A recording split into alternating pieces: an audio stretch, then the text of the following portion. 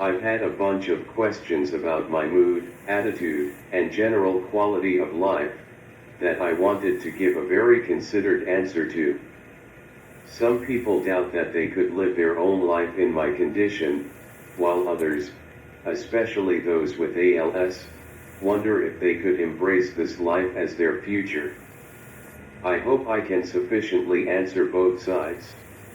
First, I want to address the general question about the quality of my life. I'd say it's pretty good. I still find much joy and humor every day. At this point, with nearly every ability gone from ALS, I enjoy the relative stability I've experienced over the last few years. I have a lot of autonomy in my home, with controlling my lights, TV, and music, as well as running my iPad through my eye gaze computer.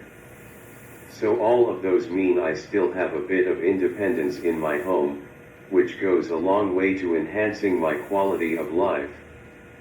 And I have a loving and supportive family, amazing nurses who at this point are more like friends and family, and I feel like I am growing rather than declining.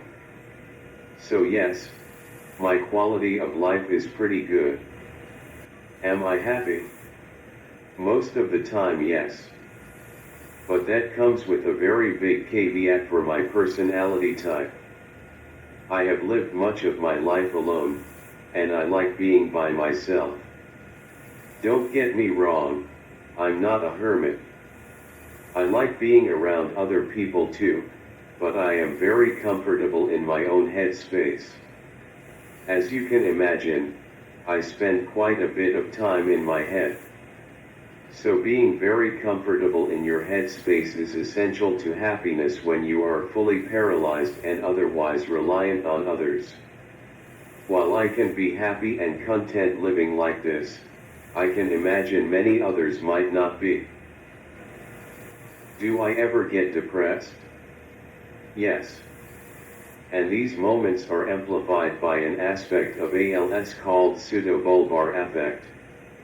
I am working on a video explaining this condition in more detail, but a short definition of pseudobulbar affect is hyper and uncontrolled emotions. For example, after the recent ALS walk in Raleigh, I cried all the way home, for about an hour.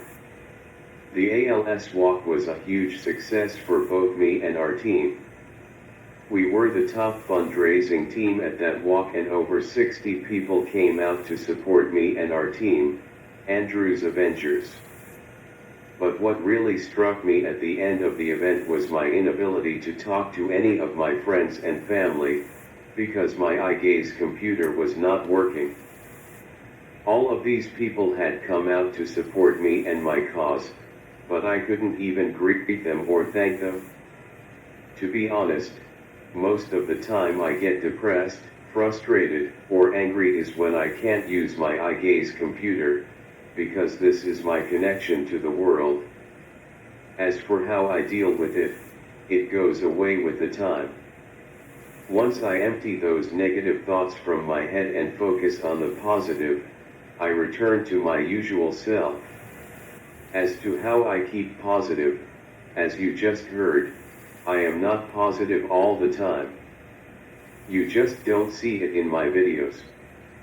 But I am actually positive most of the time because, why not?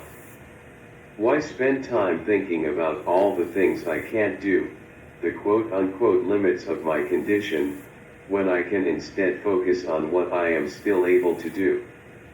Like making these videos, which is letting me have another go at teaching. As the Chatham Rabbits sing, a Flat and Scruggs song, the good things outweigh the bad. I've been sitting here thinking